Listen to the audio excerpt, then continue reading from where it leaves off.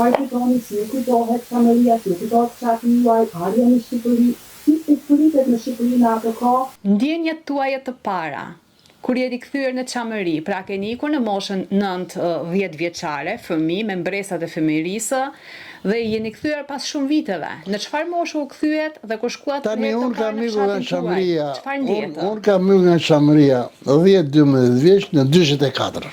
Dhe kam shkuar në çamëri në 89. Do me thëmë, 24-89 i beja 25 vjetë. Unë kthehesha në çamëri mas 25 vjetësh. Kthehesha një burr me një moshë mesatare, familjar, prind, me fëmijë, dhe do shkoja të shikoja vendin që ka pasur kujtimet e fëminishtimit. Dhe unë kam shkuar mas 2 ditësh vendin e qëndrimit tim, unë e kisha në park. Dhe një ditë të bukur nisem nga parka dhe shkoj në fshatin tim.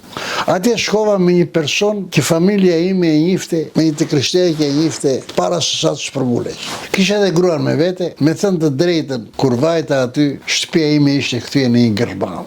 E gjetë shtëpinë, a? Unë e gjeta vetë shtëpinë. Dhe ato gërmallat e shtëpisë më krijuan emocion të fortë në fillim. Dhe më thot gruaja, merri një grush dhe, ndërsa ai miku grek me dashamirësi thot, merr dhe një gur. Unë tani për të mos e ulur atë shedrën time të një njeriu që kishte ikur me shumë lëndime nga ai vend, me shumë kujtime nga ai vend, kupton apo jo, që unë mbaj mend shumë kujtime, një 10-12 vjeçar mban mend ashtu. I thash, Petro, i thash, mua nuk më duhet as guri, i thash, as toka këtu. Unë i thash jetoj në Durrës, kam një vilë, i thash, 4 katëshe, një shtëpia. Unë një shtëpi të ulët kam, për këtë shtëpi kam patruar. Dhe jam një luftër i botës, i thash. Sikur të më bëj mua, i thash, një vilë si e sultanit, i thash, nuk vjen në rëzënj. Se po të kisha qenë në rëzënj unë, i thash, do kisha qenë, i thash, me pantallona shajaku, i thash. Sigurisht unë këtë taktike përdora, jo pa qëllim, që të krijoja përshtypjen se unë nuk isha mall për vendin dhe nuk erdha atje për të parë vendin, po nga ana tjetër ky të mbushte opinionin. Dhe u kur ka vajtur që u ktheva në Gumenicë, unë atje gjeta një ngrohësi të jashtëzakonshme nga këta që më thonë shumë mirë që juve nuk e keni mendjen e ke vendi. Ashtu. Këtu unë tash pata një fat të mirë. Shëtita gjithë çamërinë.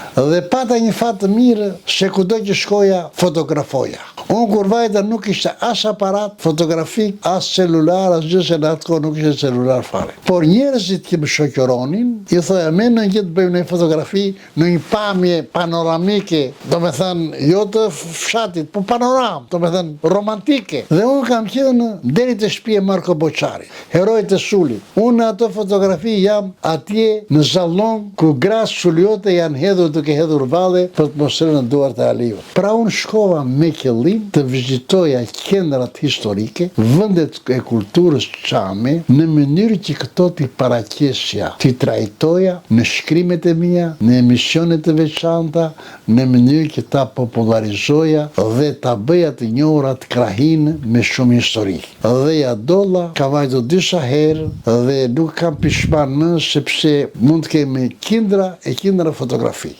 Kam qenë një tip shumë i kujdesshëm me fotografi. Për shembull, po të shikosh fotografitë, ato shtëpiat e improvizuara, kasollet e improvizuara që janë vendosur çamërit në Durrës, të zë frika të shikosh. Të zë frika. Atje jo njerëzit, po edhe kafshët nuk mund të jetonin. Atje në librin tim të Musa Demi ke një fotografi të familjes time. Një copë barrake e mbuluar si për meternit që neve jetonim 4-5 vete në atë familje. Dal nga dal, me punë, me ndershmëri, me vullnet, krijuam një ekonomi, u shkolluam dhe sot jemi si thuaj me zemër të lënduar se jemi larg trojeve tona dhe kemi mall të shkojmë atje të vendosim një tufë me lule tek vorrezat, që s'ka vorreza më, po ku kanë qenë të parët tanë. Unë për shembull jam non grata, nuk pranohem mund të shkoj në Greqi.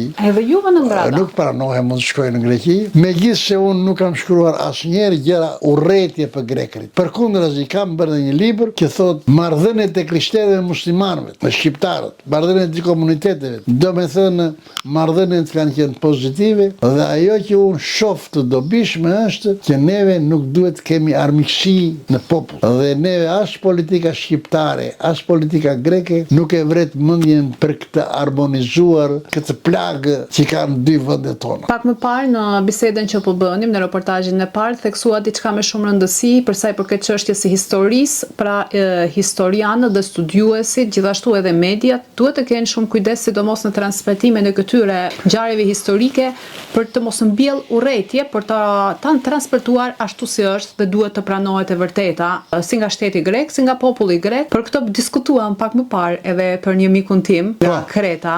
Ajo është mësues historie, por gjithashtu ka përgatitur edhe një libër në gjuhën greke, Mikrasia Kangaria Xenithia, pra që e ka bërë reportazhe me grekët që banojnë në Turqi, ku edhe ato kanë pohuar vetë masakrat greke. Pra historianët nëse janë realist dhe dinë se si të shprehen dhe zgjedhin gjuhën e realitetit, që mos të mbjellin farën e urrëties, mbase do të jetë edhe më ndryshe, po për këtë patjetër që njeriu duhet të jetë shumë i përgatitur, sepse nuk është shumë e lehtë të merresh sot me histori. Të drejtën, kur shkova në fshatin tim, në shtëpinë time, mua më kapi një ankth, s'po merre do të frym, dhe nuk e dhaç vetin. Nga ana tjetër desha t'i thonja atij, ju deshet na zhdukni, po ne jetojmë. Ne menduat që do na dekdishtin, po neve kemi vajtur në një vend që jetohet më mirë se sa në këtë fshat. Tonë apo jo.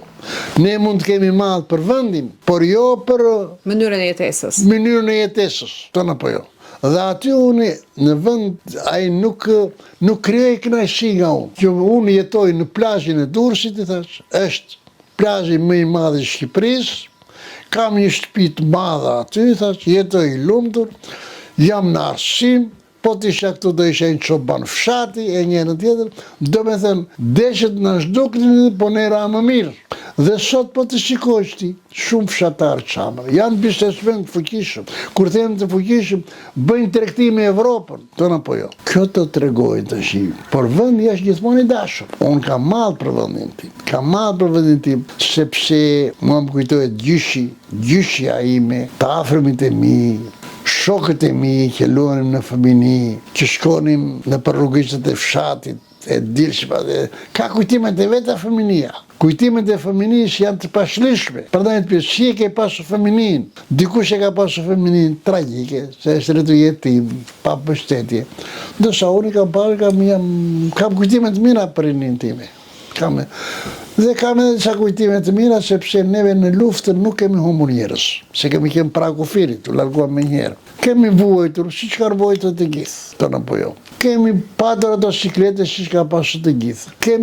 Kemi kaluar shumë vite këtu, unë për shembull, e kam marrë universitetin pa drita. Studia me llampë, se edhe kur erdhi elektrifikimi vonë në Shqipëri, ne nuk kishim mundësi të bënim instalime, se ishin shtreta. Një rrok ishte familja, në 4-5 veta me një rrok punëtori. Kur dolën në arsimon, pastaj kishin ndryshuar gjëra.